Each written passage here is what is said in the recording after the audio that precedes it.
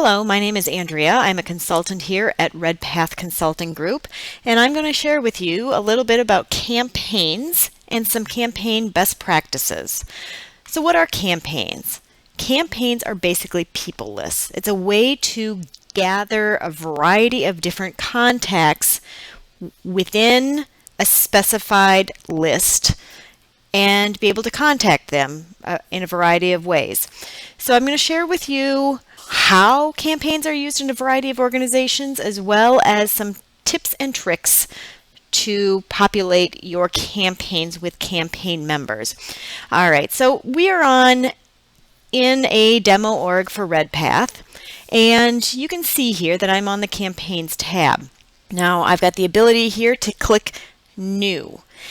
If for some reason you do not have the ability to see campaigns in your tab and you don't have the ability to see campaigns here and all your other objects, this means you do not have access to campaigns.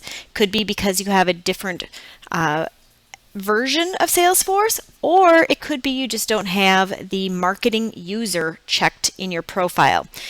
I would contact your system admin and ask them to make you a marketing user and give you permission. All right, so just to give you an idea here of some types of campaigns that have been created here in our test org. We've got a fiscal year-end renewal campaign, we've got a telemarketing ask, we have a marketing 101 event, we have a membership drive, and you can see a few other options. You can see a variety of Eventbrite campaigns, volunteer campaigns. Different organizations use campaigns differently. Some of them use them for events, mailing lists, client outreach, fundraising, calls to action. Again, it's basically a people list. So let's go to this fiscal year end campaign. This is a traditional page setup. You can see our campaign name. We're going to put this into public relations, or if that's not right, when we're setting up our campaign, we could put this into our fundraising. Again, these are pick list values that your system admin can create for you. I would suggest starting with that big picture and thinking, ultimately, what would I like to look at? How much impact have we had over time periods or within a year? So you can create a hierarchy here so that you could have your year-end campaign tie into your spring campaign and your fall campaign and your winter campaign and lump them all together. Planned, again, just a status, in progress, completed, decide not to do it. This active button here, checkbox, very important.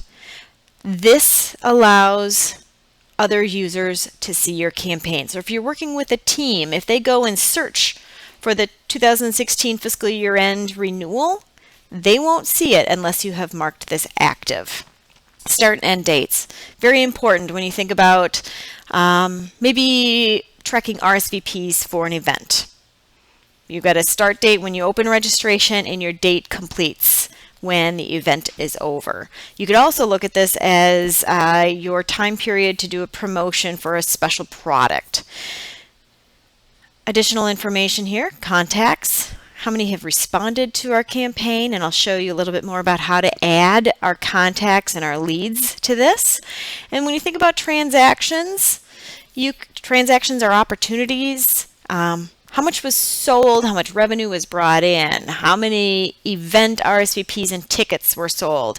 So you can start tracking your ROI on your campaign. What was the value of doing this campaign? And you can compare this year to year, depending on how you set this up, to determine if you want to do this campaign again. All right, down here, we can look and see we've got some campaign members in our campaign already. They are contacts within our organization, and you can have contacts or leads. And I'm just going to click here to see what we have for our annual campaigns and our hierarchy. You can see here's our annual campaign, start year, end year. We've got a total of 50 contacts. Our revenue we've renamed our opportunities to transactions. And you can see within the 2016 annual campaign, we have that membership drive, the ask, and the renewal. All right, I'm going to flip back here to our year-end renewal campaign, because I want to show you a little bit more about how to add these campaign members. Again, campaigns could be an email newsletter, email list, an event invite list, a special targeted product campaign. So right now we have about 50 members in here. There's a variety of ways to add members. You could search for them individually as contacts or leads. You can import files. We could edit them through searching, and we could update them by importing files. Let's just go here and see if we can search and add some folks. You'll see we've got some existing, we had that 50 plus on the other page. We have 112 in here. We have the choice of looking for leads or contacts, and we can search by certain criteria. Let's just say we are going to see if we've got any Olsons in here and see what comes up. Oh, no Olsons. Hansons. Oh, look, I happen to be in here. We are going to add me to this campaign, and just keep in mind, I'm in here as a lead. Let's just see what happens if I click on contacts. It creates another filter. And again, I haven't added myself to this campaign yet. And I disappeared because I did a new search without adding. There I am. So I'm going to go ahead and add myself. Actually, instead of adding me, I'm going to add D. Hansen. I'm going to add it with the status of sent. You're going to see that one is selected. My computer seems to be thinking. And I've been added to the existing members. The status of one has been added. And as I scroll down here, there's D. Hansen. So D. Hansen is now a campaign member of the fiscal year end renewal. Campaign member pages start off as pretty simple. Just the contact, the status that's been sent, and have they responded? And a response could be they RSVP'd, they clicked on a newsletter link. This area can all be built out. And again, if I did have more contact information on the Hansen household, you would see title, email, and phone number.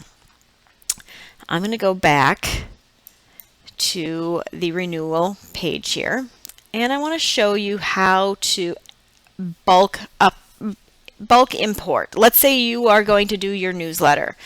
You've created a report of all of your contacts in the system that you want to send your newsletter to. Now, just for time purposes, instead of a huge list of thousands and thousands of people, I went ahead and just filtered a list. This is a contact list, and I just put last name equals Z, just so it's a shorter list.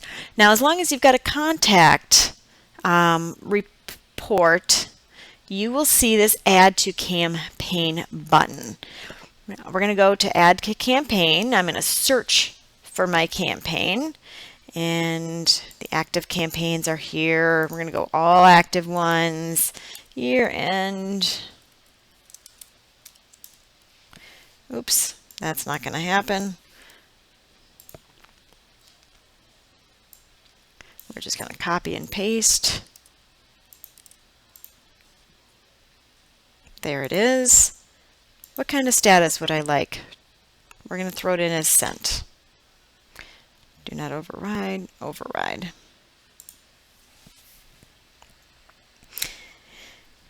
And the computer's thinking about adding it. 30 new members have been added to the campaign with the status of sent. So now if I go back here and I refresh, we'll see we have a much longer list. When I go to my extended list, it is now 142 members versus that 113, 112 there were previously. One of the other items I want to talk to you about are these statuses. Now, these are just out of the box. Sent and responded are out of the box. As an organization, you will want to define some concise statuses that you can utilize based on your campaign type. Now, maybe your events group would like to use specific statuses. Your newsletter communications area would like to track. They sent it. We had a click. We had a follow through. We had a response, like someone reached out to us. Depending on how you integrate some of your newsletter features, you could probably track some of that stuff. With events, we want to make sure that one event doesn't have RSVP'd yes, and another event gets set up this year with the response of attending. Now, really, responded RSVP yes and attended are the same thing. As an organization, say, we are going to utilize these pick list values so that at the end of the year, you can reach and look back at your 3 or 4 events that you've held, pick everyone who attended all of your events, or RSVP'd yes, and no-showed, or whatever your criteria are, and invite them to future events. Now let's just go ahead and add some of these. Our RSVP. We're going to add a new one.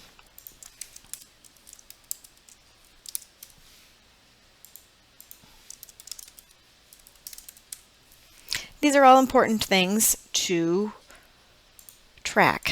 So we are going to actually make the RSVP yes our default response if someone responds. And again, you'll be working with some type of a RSVP event system to track, and you'll map fields accordingly.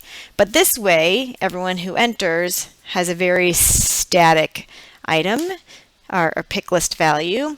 And so now if I really wanted to go here and be like, okay, yes, I sent all these folks, but I now know through verbal commitment or emails